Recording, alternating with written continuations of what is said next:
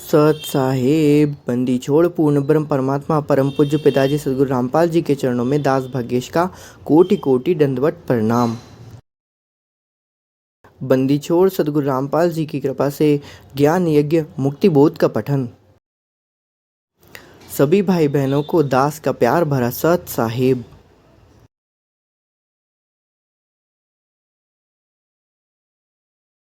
सदगुरु रामपाल जी भगवान की जय। बंदी छोड़ परम पूज्य पिताजी सत शुक्र सदगुरु रामपाल जी भगवान की जय। शुद्ध स्वरूप साहिब सर्वंगी परम पूज्य पिताजी सत शुक्र सदगुरु रामपाल जी भगवान की जय। परम धनी परम दयालु सदगुरु रामपाल जी भगवान की जय। सभी सत्सेवकों को दास का प्यार भरा सत साहेब। बंदी छोड़ सदगुरु रामपाल जी के चरणों में दास का कोटि कोटि धन्यवाद प्रणाम। गरीब नमो नमो सतपुरुष को नमस्कार गुरु की नहीं सुनर मुनि जन साथ संतो सर्वस दीन ही सतगुरु साहिब संत सब दंडोतम प्रणाम। आगे पीछे मध्य हुए तिनको जा कुर्बान।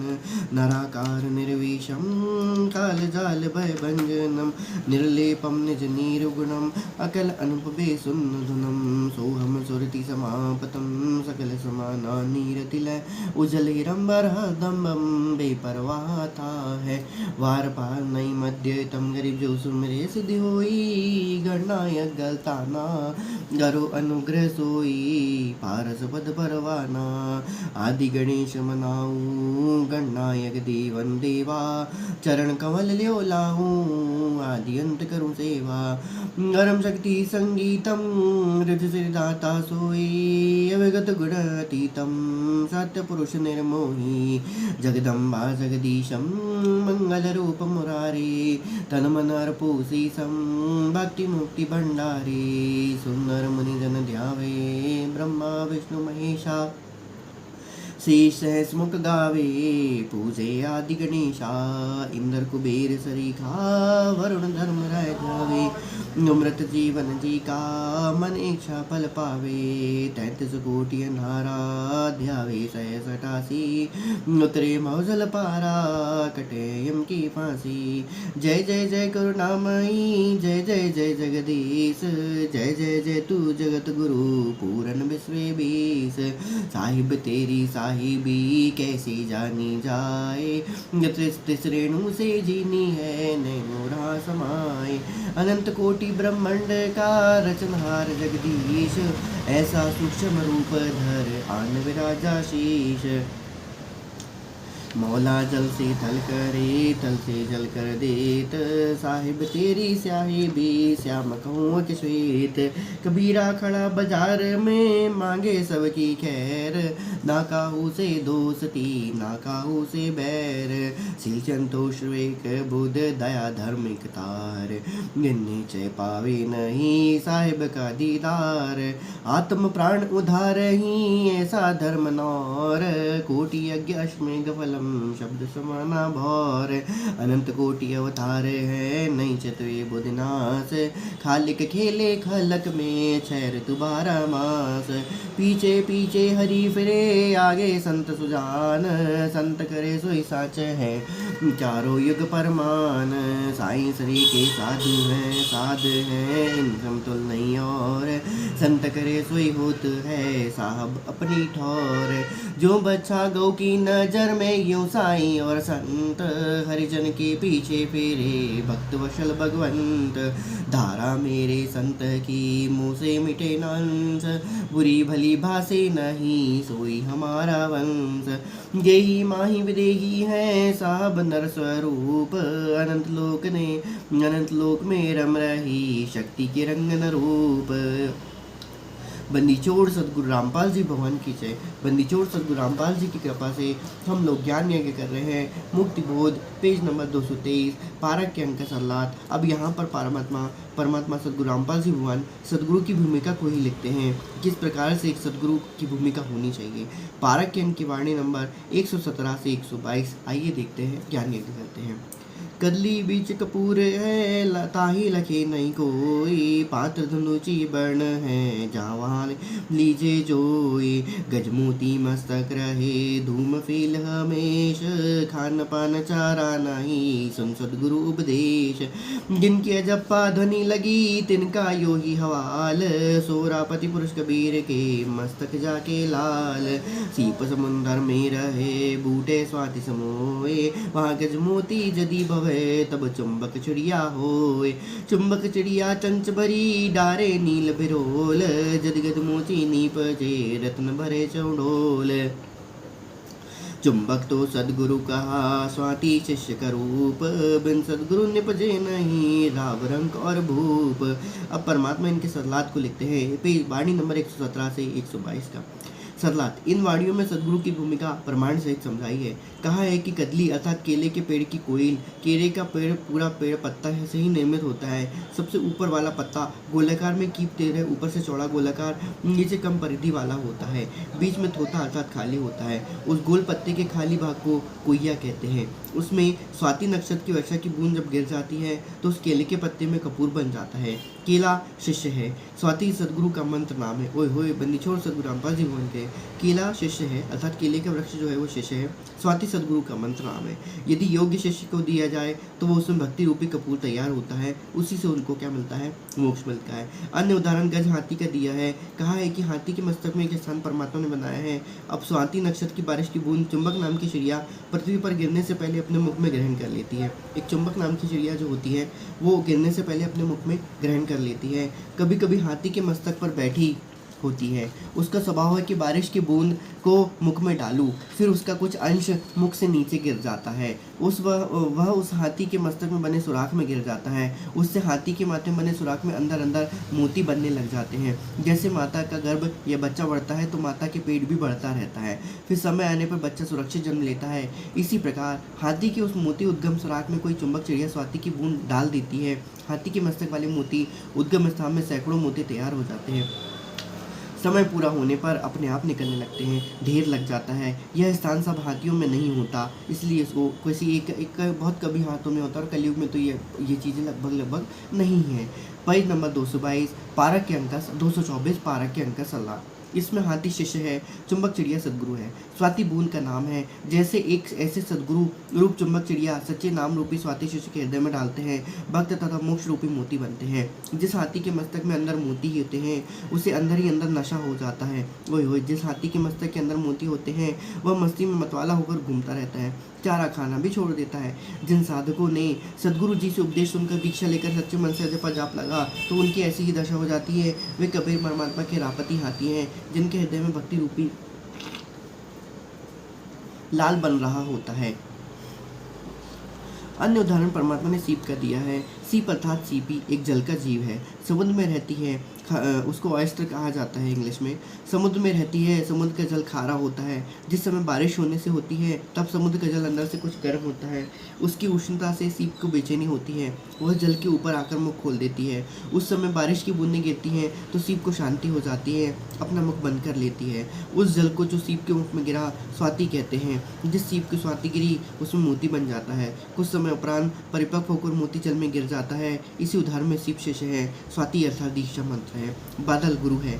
सीप से मोती अपने आप नहीं निकलता, एक सुकच मीन होती है। अब सीप से मोती अपने आप नहीं निकलता, एक सुकच मीन होती है।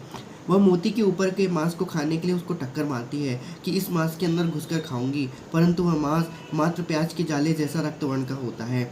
सुकच मीन की टक्कर से मोती सीप से निकलकर समुद्र में गिर जाता है। सुकच मीन सार शब्द है। ओए होए सुकच मीन मिलता ना भाई तो स्वाति सीप सब अहले जाई। तो सुकच मछली की टक्कर से मोती सीप से निकलकर समुद्र में गिर जाता है। सुकच मीन सार शब्द है, स्वाति सतनाम है। ओए होए स्वाति जो है वो सतनाम होता है और सुकच मीन जो होती है वो सार शब्द है। तो जिस प्रकार से स्वाति की बूंद से ही क्या होता है वहीं से सार शब्द क्या होता है, सार शब्द निकलता है। अर्थात जाप अजप्पा से सतनाम के जाप से ही वो उसके बाद में फिर वहाँ पर आपको क्या होता है, स्वतः ही क्या हो जाता है, सार शब्द की वहाँ पर उत्पत्ति आपको हो जाती है। अर्थात उसका ज्ञान हो जाता है कि भाई साहब अरे भाई ये तो क्या है, ये सार नाम है, अर्थात ये सार शब्द है। यदि सुकचमीन टक्कर नहीं मारती तो वह मोती सीप में ही गलकर नष्ट हो जाता। गरीब सुकचमीन मिलता ना भाई तो स्वाति सीप अहले जाए। अर्थात सदगुरु रामपाल जी संत गरीबदास जी ने बताया कि यदि सुकचमीन मछली नहीं मिलती तो सीप तथा उसमें गिरी स्वाति अहले व्यर्थ जाती। सुकच मछली सार शब्द जानो। सार शब्द सतनाम के जाप से सफल करता है। सदगुरु सार शब्द देता है। सार शब्द देने के पश्चात उसके बाद फिर वहाँ पर सुकच मीन जब आती है तो उसको सार शब्द जानो। सार शब्द से उसकी मुक्ति होती है, अर्थात आत्मा जो होती है वहाँ से फिर सर्वलोक की ओर प्रस्थान करती है।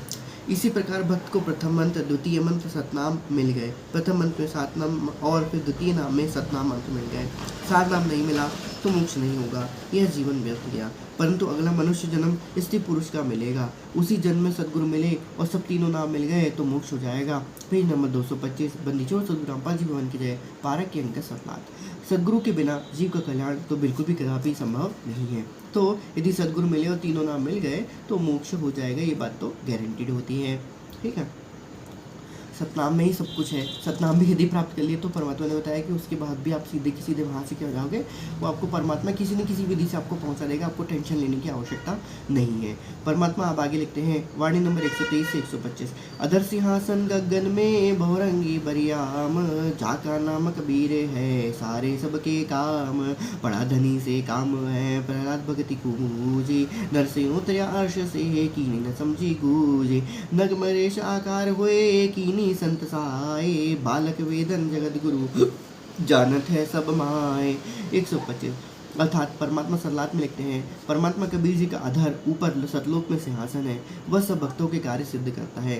भक्त प्रहलाद को धनी परमात्मा से काम पड़ा तो परमात्मा ने उसका कार्य सिद्ध किया। परमात्मा भक्त से पता करो, प्रहलाद भक्त से पता करो कि कैसी अनहोनी परमात्मा ने की थी। परमात्मा सम्राट कबीर अर्श अर्थात आकाश से उतरा था, हिरण्यकश्यप को मारा था अर्श गुरश में श्वेत गुम्बद में, जहाँ सदगुरु का सिंहासन। नर मानव मंगेश सिंह रूप बनाकर, मंगेश अर्थात सिंह रूप बनाकर, मृगेश अच्छा मृगेश है, मंगेश नहीं है मृगेश है, मृगेश सिंह का रूप बनाकर सिंह संत प्रहलाद की सहायता की। जैसे बच्चा भूखा प्यासा होता है तो उसकी बदन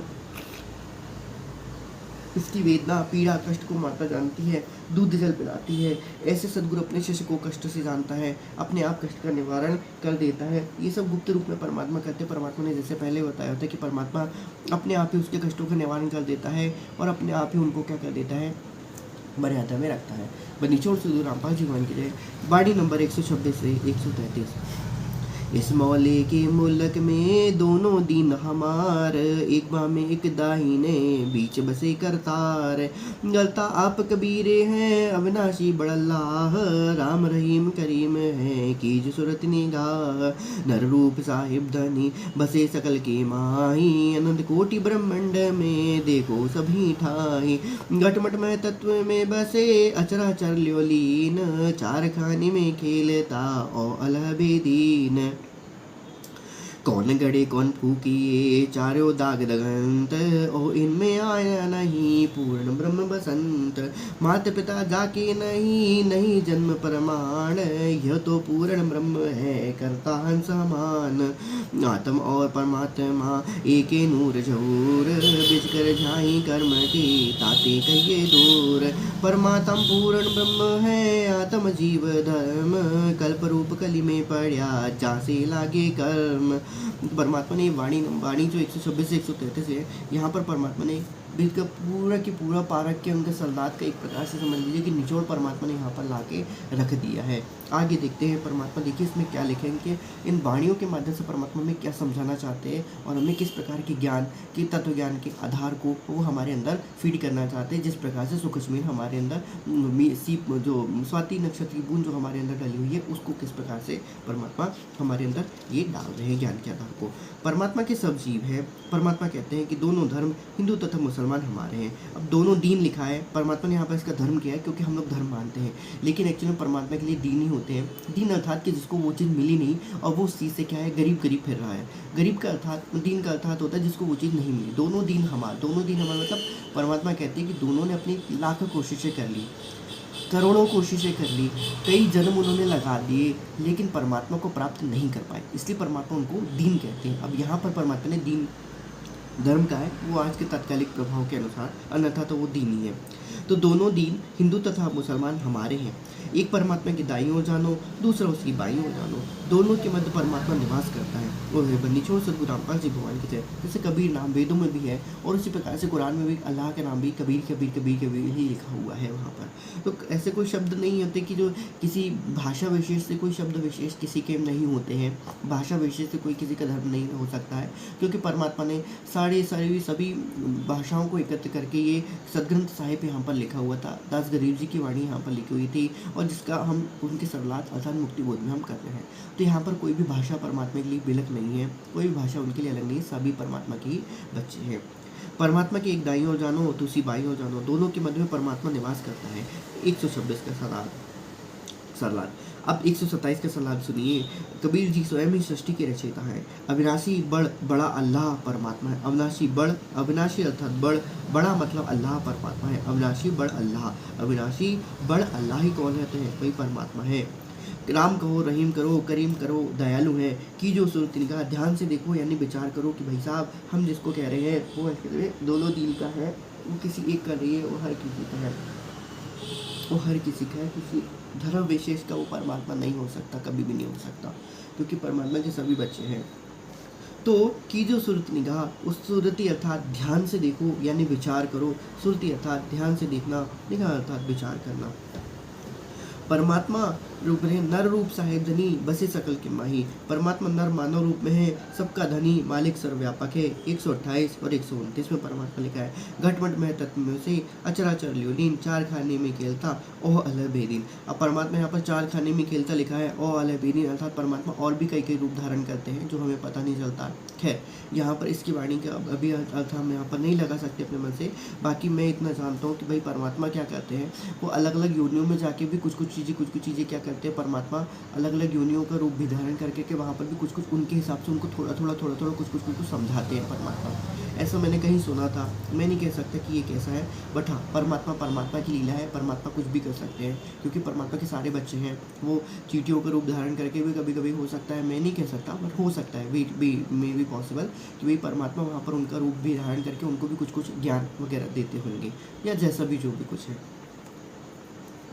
और अलग बेदीन, अनंत कोटि ब्रह्मांड में देखो सबकी सभी ही ठाही। अब परमात्मा आगे लिखते हैं, कोई तो मुर्दे को पृथ्वी में गाड़ देता है, अब कौन गड़े कौन फूके चारों त्याग दगन। कोई कब्र बनाता है, कोई अग्नि में जला देता है। यह सब मुझे कबीर परमेश्वर जी को अच्छा नहीं लगता।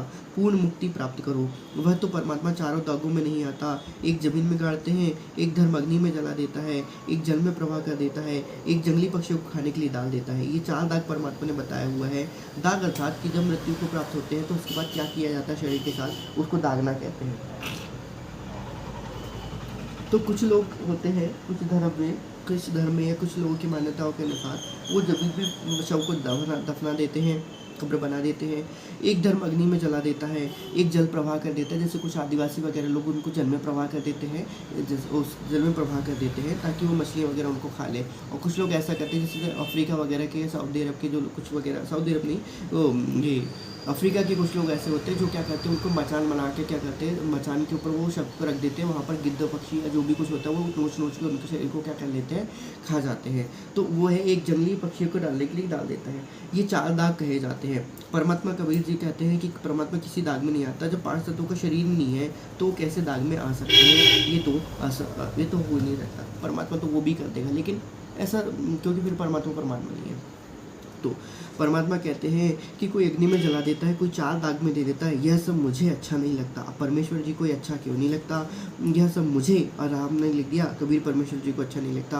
अतः यहाँ पर भी परमात्मा ने क्या बता दिया कि भाई मैं ही वो कबीर हूँ जो तुम लोग को इस तरीके से मरता जीता देख के बिल्कुल भी प्रसन्न नहीं हूँ। तुम लोग कहाँ सतलोक में रहते थे जहाँ पर तुमको कभी मृत्यु नहीं थी, जहाँ पर कभी तुमको इस प्रकार का कोई भी दुख दर्द नहीं था, और तुम यहाँ पर आके कैसे फंस चुके हो। तो वही परमात्मा लिखते हैं, कौन गाड़े कौन फूके चारों त्याग दगंत, ओ इनमें आया नहीं पूर्ण ब्रह्म बसंत। तो परमात्मा इन सबको नहीं पसंद करते, क्योंकि परमात्मा चाहते कि तुम फिर से कि उसी अजर अमर अविनाशी लोक में पहुंच जाओ, जहाँ पर तुम्हारे को कभी मृत्यु नहीं है, कोई दुख नहीं है और कोई अभाव नहीं है। पेज नंबर 226, अजर अमर है Kabir ji 130। Page number 226, park के अंक सलाद। परमात्मा के कोई माता पिता नहीं है, उनके जन्म में कहीं पर प्रमाण नहीं है। कबीर परमात्मा पूर्ण ब्रह्म भक्तों को अमान शांति प्रदान करते हैं। अमान का अर्थात होता है शांति। तो ये बात तो हम पहले से ही जानते हैं कि भाई परमात्मा के कोई माता पिता नहीं होते, यही राम है, यही कन्हैया, जिसका कोई बाप न मैया। तो भाई साहब ये परमात्मा है, इसका कोई माता पिता नहीं होता है। जो उनको माता पिता से आया समझते हैं भैया, वो अपनी बुद्धि को अभी ब्रेन वॉश कर चुके हैं, काल उनको ब्रेन वॉश कर चुका है। तो कृपया करके ऐसा ना समझें, क्योंकि परमात्मा जो होते हैं वो कभी किसी माता पिता से नहीं आते हैं, क्योंकि उनके कोई माता पिता नहीं है। आत्मा तथा परमात्मा की एक जैसी छवि है, बीच में कर्म पाप कर्मों की झाई अर्थात मैल है, इसलिए परमात्मा जीव से दूर कहा जाता है। कहने का भाव यहाँ पर यह है कि परमात्मा जीव जब अपने कर्मों से मुक्त हो जाएगा तो वैसे तो यहाँ काललोक में कभी मुक्त हो ही नहीं सकता है। वो अपने कर्मों से ही पता चलेगा कि भाई ये परमात्मा, अर्थात यहाँ पर सिर्फ श्रेष्ठ आत्मा की बात की जा रही है, बाकी परमात्मा तो परमात्मा ही होता है। कभी जीव उनकी बराबरी कभी सपन में भी क्या कहीं भी नहीं कर सकता, क्योंकि परमात्मा परमात्मा होता है। जैसे सारे सृष्टि बताया, एक जीव की औकात नहीं है। एक जीव की औकात तो ये भी नहीं कि पेंसिल को उठा के वहाँ से वहाँ रख दे। परमात्मा तो बोलेगा मेरे हुक्म से ये पेंसिल मेरे पास आ जाए, तो परमात्मा तो वो वहाँ पर भी वो पहुँच जाएगी कहने से ये इस तरीके से। तो ये जीव की औकात नहीं है भाई साहब, ये परमात्मा ही कर सकता है, जीव की कोई भी औकात नहीं है। परमात्मा लिखते हैं, परमात्मा तो पूर्ण ब्रह्म बताया है, आत्मा जीव धर्म से जन्मती मरती है। आत्मा क्या बता रहे हैं, आत्मा भी अजर अमर अविनाशी है, लेकिन वो जीव धर्म से जन्मती मरती है, इसलिए जीव धर्म में है। ये बहुत इंपॉर्टेंट लाइन है यहाँ पर। यदि कोई इसको समझ रहा हो तो कृपया करके समझने की कोशिश करें कि भाई परमात्मा यहाँ पर बताना क्या चाहते हैं। हम लोग भी जब सतलोक से ऊपर के लोक में रहते थे, सतलोक में तो हम जीव रहते थे, ठीक है, जीव अर्थात हम हंस में रहते थे, हंस रूप में थे, हम लोग एक प्रकार से वहाँ पर जीव ही थे, कोई बहुत बड़ी बात नहीं है, सबको ये पता है। लेकिन हम लोग ऐसे भी लोक में रहते थे, एक समय था हम यदि मान लीजिए जहाँ पर हम आत्मा के रूप में रहते थे। हम लोग रहते थे अनामी लोक में या अनामय लोक में। जब अकेला परमात्मा था, उसके बाद जब परमात्मा सब धनियों के शरीर में समाई हुई थी, तब परमात्मा ने सबसे पहले अकेह लोक की रचना करी थी। अकेह लोक, अनामी लोक या अनामय लोक की रचना करी थी। उस लोक में सारी आत्माएं परमात्मा जिस जीव से उस शरीर के क्या हुई, वहाँ पर वो सब आत्माएं परमात्मा ने उनको प्रकट किया कहना चाहिए। तो वहाँ पर उस समय आत्मा को भी परमात्मा ने क्या किया था, प्रकट किया था। अब ये परमात्मा ने बहुत छोटी सी बात बताई हुई, लेकिन इसके पीछे बहुत ये समझ लीजिए कि बहुत इम्पोर्टेंट ज्ञान यहाँ पर छपा हुआ है। तो आत्मा जब वहाँ से नीचे उतरी कहना चाहिए, जब वो अनामय लोक से वहाँ से नीचे उतरी, तब उसका जीव बनने का क्रम क्या हो गया, वहाँ से चालू हो गया। फिर वहाँ से हम नीचे उतरे अगम लोक में, अलख लोक में, सतलोक में उतरे। सतलोक में भी हम नहीं टेके, हम लोग सतलोक के प्रथम पक्ष से दूसरे में आए, दूसरे से तीसरे में आए, और फिर तीसरे के बाद फिर हम ऐसे फंसे कि भैया हमारी तो कोई सदगति पता नहीं कितने युग, करोड़ों युग बीत गए, भगवान ही जानता है, ठीक है। तो हम लोग अभी जीव धर्म में है, तो हम लोग आत्मधर्म में अभी नहीं पहुंच सकते। हम आत्मधर्म में तब पहुंचेंगे जब हम अनामी लोग या अकेले लोग पहुंच जाएंगे, तब की बात होती है। बंदीछोड़ सद्गुरु रामपाल जी भगवान की जय। अब आप परमात्मा आगे क्या लिखते हैं, वाणी नंबर 134 से 141, और इसका प्रमाण भी परमात्मा ने दिया है कि सतलोक में चल मेरी सुल्ता यहाँ न लावे देरी, अगर सतलोक में जाके सुल्ता चारों ओर लखावे, अगम लोक और अलग लोक के देखे सारे नजारे। और फिर परमात्मा कहते हैं लोक अनामी जावेगी, अर्थात अनामय लोक में जाएगी तो वहाँ कोई ना मिले चौधारे, आत्मा और परमात्मा वहाँ रहते न्यारे, एक होके रहते हैं, शक्तियों में एक रहते हैं, लेकिन परमात्मा तो परमात्मा ही रहेगा, चाहे कुछ भी कर लो भाई साहब, ऐसा है। तो अब आगे परमात्मा लिखते हैं, वाणी नंबर 134 से 141। दास इस बार कुछ जल्दी पढ़ रहा है, उसके लिए दास अब ज्ञान की जो जल्दी ले रहा है और जो जल्दी ले रहा है उसके लिए दास क्षमा प्रार्थी है, आपसे हृदय से क्षमा प्रार्थी है। परमात्मा अब आगे क्या लिखते हैं, कर्म लगे शिव विष्णु के भर में तीनों देव, ब्रह्मा जुग 36 से लग कछु न पाया भेव, शिव को ऐसा बल दिया अपने ही परियाए, भाग्य फिरे त्रिलोक में भस्मा गिर लिए ताय, विष्णु रूप धरि छल किया मारे भस्मा भूत, रूप मोहिनी धर लिया बेगी संहारे दूत, शिव को बिंदु जराइया कंदर्प किया नाश, फेरी बहुरी प्रकाशिया, ऐसे मन की बात लाख लाख जुग तप किया शिव कंदर्प के हेत काया माया छाड़ी कर ध्यान कवल शिव श्वेत फूका बिंदु विधान में बहुनोगे बीच कला विशंबर नाथ की गाछ पाओ रीज पार्वती पत्नी पलक परी त्रिलोकी का रूप ऐसे पत्नी छाड़ कर कहाँ चले शिव भूप रूप मोहिनी मोहिया शिव से सुमृत देव नारद मुनि से कोगी ने मरकट रूप धरे। बंदी छोड़ से गुरु रामपाल जी भगवान की जय। परमात्मा यहाँ पर समझाना ये चाहते हैं कि इन जिन देवताओं को तुम देवता मान रहे हो वो सब कर्म के लगे हुए हैं, वो सब कर्म और कर्म के फलों से क्या हुए हैं, बंधे हुए हैं। और परमात्मा वही कहते हैं कि जो कर्म से बंधा हुआ है वो जीव है, और जीव में जो बंधा हुआ है फिर उनको तो भैया 4 दाग में तो आएगा ही आएगा, इसमें कोई टेंशन नहीं है। और जिसने अपने आप को मुक्त नहीं किया है इन सब चीज़ों से, वो तो परमात्मा की इच्छा के बगैर, परमात्मा की कृपा के बगैर, परमात्मा की रजा के बगैर तो हो ही नहीं सकता है। तो फिर आत्मा जीव धर्म से क्या होती है, जन्मती मरती है। तो ये जन्मते मरने का इनका चक्कर लगा रहेगा, सीधी सी बात है। परमात्मा अब आगे क्या लिखते हैं, 134 से 136 का सलाद परमात्मा एक साथ कर देते हैं। सूक्ष्म मन की मार सर्व जीवों पर गिरती है। अब ये सूक्ष्म मन कौन होता है, ये सूक्ष्म मन बहुत सूक्ष्म मन होता है। परमात्मा ने बताया ये जो सूक्ष्म मन होता है, ये जो होता है ये सूक्ष्म स्वरूप का मन होता है। जैसे अभी हम यहाँ पर बैठे हैं, लेकिन हम लोग जो सपने में जो कर्म कर रहे हैं वो हमारे सूक्ष्म मन में जो हमारे जो विचार वासना होती है उनके अनुसार हम वहाँ पर कर्म करते हैं। और वो जो होता है फिर वो वहाँ पर क्या होता है, वो जब हम यहाँ से शरीर छोड़ के जब जाते हैं कहना चाहिए, तो ये मन की वो जो वृत्तियाँ होती है उसमें क्या होती है, मिली मिलाई रहती है। ठीक है, वहाँ पर यदि हमने पार कर लिया तो पार कर लिया, अन्यथा तो भैया फिर तो ये इन्हीं के साथ भटकना फिरेगा। तो वही परमात्मा लिखते हैं कि सूक्ष्म मन की मार सर्व जीवों पर गिरती है, सब एक समान सूक्ष्म मन के सामने विवश हैं, सूक्ष्म मन के सामने विवश है। ठीक है, जब तक पूर्ण सद्गुरु नहीं मिलता तब तक सूक्ष्म मन के सामने विवेक कार्य नहीं करता, तब तक सूक्ष्म मन के सामने विवेक कार्य नहीं करता। जैसे शंकर जी के साथ हुआ, जैसे सभी देवी देवताओं के साथ हुआ। क्योंकि परमात्मा ने बताया है 2 प्रकार का मन होता है, एक मन होता है खाकी मन और एक मन होता है नूरी मन। खाकी मन अर्थात जो काल का रूप होता है, नूरी मन अर्थात कि जो परमात्मा का रूप है, जो परमात्मा का साथी है, परमात्मा का साथी। इसके अलावा परमात्मा बताया है कि हमारे शरीर में निज मन और मन दोनों होते हैं। निज मन अर्थात परमात्मा का स्वयं रूप जिसको हम नूरी मन कहा जाता है, और दूसरा होता है मन जो कि काल का होता है।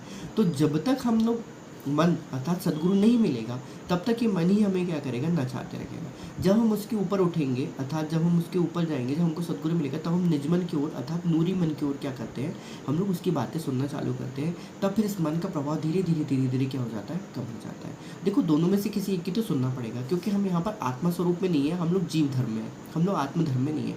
क्योंकि यदि हम आत्मधर्म में होते तो हम तो मन बुद्धि चित्त अहंकार, हमको किसी की भी जरूरत नहीं पड़ती, हमको दोनों मन की भी जरूरत नहीं पड़ती, तो ये तो पॉसिबिलिटी थी नहीं। खैर, तो अब यहाँ पर देखिए परमात्मा क्या लिखते हैं, जब तक पूर्ण सद्गुरु नहीं मिलता तब तक सूक्ष्म मन के सामने विवेक कार्य नहीं करता। क्योंकि सूक्ष्म मन को समझाने का काम जो है वो निज मन का है अर्थात नूरी मन का है। नूरी मन जब उसको बात करके बताएगा, इसी बोला जाता है सूक्ष्म रूप से। हमारे अंदर जो कभी द्वंद्व उठता था, द्वंद्व मतलब समझते हो, करना है नहीं करना, करना है नहीं करना, नहीं करना नहीं करना, करना है करना नहीं करना, ये चीज़ें कैसी होती है। तो यहाँ पर जो सूक्ष्म रूप से हमारा जो मन, जो अंतर्मन, हमारा जो ज्ञान जो होता है, जब वो आपस में क्या करते हैं, भिड़ंत करते हैं, ज्ञान से वाद विवाद करते हैं, तब जाके हम किसी एक चीज़ पे निर्णय लेके पाते हैं। तब तक हमारी बुद्धि क्या होती है, सुनती रहती है। और यदि कोई उसमें किसी वो जो जीत जाएगा, जिसके मन में जितना प्रबल रहेगा, यदि सद्गुरु मिला है, सद्गुरु साथ है तो भाई ठीक है, सद्गुरु साथ नहीं है तो फिर वो मन के बहकावे में क्या जाएगा, नहीं कि हमको ये चीज़ कर लेना चाहिए, और फिर वहाँ पर वो अपने कर्म बिगाड़ लेता है। और यदि दूरी मन है तो भाई वो करने के पहले 2 बार उसको क्या करेगा, रोक भी देगा। तो इसलिए बनाते हैं परमात्मा कि जब तक पूर्ण सद्गुरु नहीं मिलता तब तक सूक्ष्म मन के सामने विवेक कार्य नहीं करता। इसलिए परमात्मा कहते हैं शील संतोष विवेक बुद्ध क्षमा दयाता। बुद्ध मतलब बुद्धि अर्थात विवेक। हिंदू धर्म के श्रद्धालु शिव जी को तो सक्षम मानते हैं, सब देवों के देव यानी महादेव कहते हैं। सूक्ष्म मन के कारण वे भी मार खा गए। अब इसका प्रमाण परमात्मा ने बताया है, भस्मासुर के बारे में बताया हुआ है परमात्मा, तो हम इसको यहाँ पर स्किप करना चाहते हैं क्योंकि परमात्मा ने इसको हमको सत्संगों में यहाँ पर बताया हुआ है। तो परमात्मा ने इसके बाद फिर यहाँ पर आगे बताई हुई है कि शंकर जी की मोहिनी स्त्री के रूप में मोहित होना, जो कि हमने पहले भी जब हम पहला पढ़ रहे थे, जब हमने पहले पढ़ा था, क्या पढ़ा था हमने, सुमरन के अंक सलाह, तब भी हमने यहाँ पर वह परमात्मा ने ये बताया था, तब भी हमने यहाँ पर ये कथाएं वहाँ पर हमने पढ़ी हुई थी कि किस तरीके से ये जो थी, ये कहना चाहिए, इसमें फंस गए थे और इनके कारण उनका वीरपात हुआ था और वीरपात होने के कारण फिर वो अपने को वहाँ पर जैसे हो गए वैसे मान के वहाँ से चले गए। ठीक है, तो वाणी नंबर 137 से 141 का सलाद परमात्मा निकलते हैं, लिखते हैं यहाँ पर, इन्हीं काल प्रेरित आत्माओं देवियों ने ब्रह्मादिक को भी मोहित करके रख लिया, यानी अपनी जाल में फंसा कर रखा है। एक घड़ी आधी घड़ी आदि में बुनियाद, कबीर संगत साधु की कटे कोटि अपराध।